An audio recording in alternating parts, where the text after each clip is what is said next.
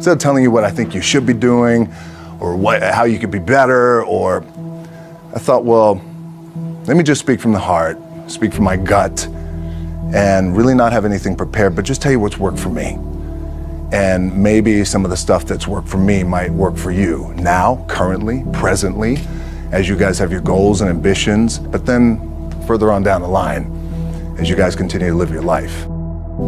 This idea and this notion that you could be anything you want, you can accomplish anything you want, right? We hear that. You've heard that from the time you were little boys. You hear that now.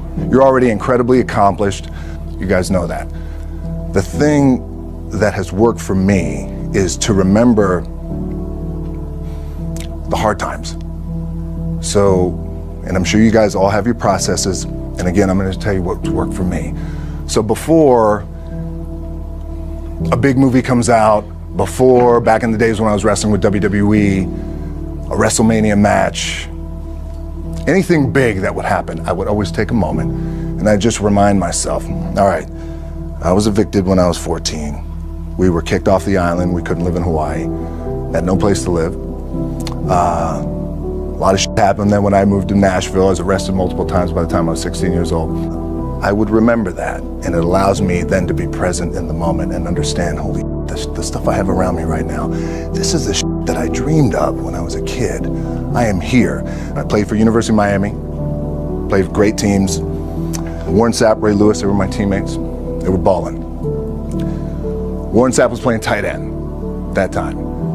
I was starting defensive tackle. Yeah, they moved him over to D-line. And he looked at me, he's like, yo, dude, I'm gonna take your spot. And I said, you ain't taking my spot. He said, I'm gonna take your spot. I said, no, you ain't. We battled, and he took my spot. Now you can imagine how that with me, because there goes my opportunity. He went in, switched to defensive tackle, lit the world on fire. Well, what that did, it crushed me, it crushed my dreams. I had a piss poor senior year, zero production, no NFL, no combine invite, nothing. Finally went to the CFL. Calgary Stampeders, making $250 a week Canadian.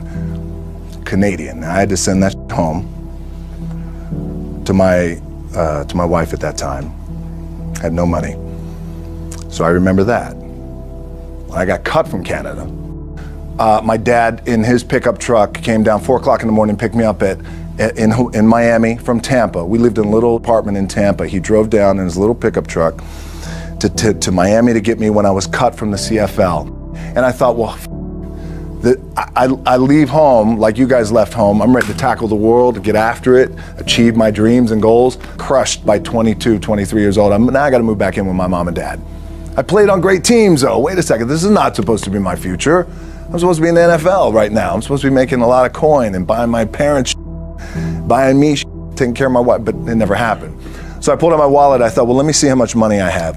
I opened it up, I had a 5, a 1, and change. Well, at least I rounded up to $7. But I thought, God, ain't this a bitch? I got $7 in my pocket. Where the f do I go now? What do I do? I can't go back to CFL. The point comes where you hear that voice, the big run's over. Like, you're done, right? So I heard that voice. So as Coach was saying, man, I hold on to that. I'm telling you, I keep my back is up against this mother. We laugh, we joke, we have a good time, but my back is still up against this mother. I do not forget it. What this also helps me do, and again, it works for me, is at some point, you gotta be tired of not being number one. You have to be, and you gotta play angry, and I play angry. Now, I'm cool and calm with my approach, and when I step out on my field, which is a set, or, you know, like, there's some, and you're always gonna have haters, and haters are like, well, God damn, man, how many movies are you gonna make, or how much shit are you gonna do? Like, you do a lot of shit. I say, yes, it's my ambition. Of course, why not? I could do it. Yeah, I love what I do. And not only that, but in what world do we not work every day? My back is up against this thing, you know, and I started to play angry, by the way, and I still play angry. My last match, Brock Lesnar, transitioned, and I realized if I had to be great at something, I wanted to be great in this world of Hollywood and movie making and producing and entertainment, I had to commit, and like you guys have to commit. Obviously, you commit to something, commit to the goal. So I quietly retired 2 years later, I thought, what did I do with my career? Because my movies were not doing well. I was written off. I was like, it was around 2006, 2007. I was like, I left, I pulled a Jim Brown. I left when I was on top, like #1 in the wrestling business, and I left. It was a ballsy, gutsy, some call it stupid move, but I had to commit and I had to follow what was in my gut. What helps me is to keep the hard times in the front of my mind, because it allows me to go into these big moments that I've worked my ass off, and you guys have worked your ass off. It allows me to go into these big moments with a different perspective. What it also does for me, and again, this is what works for me. Like, my back is up against this mother.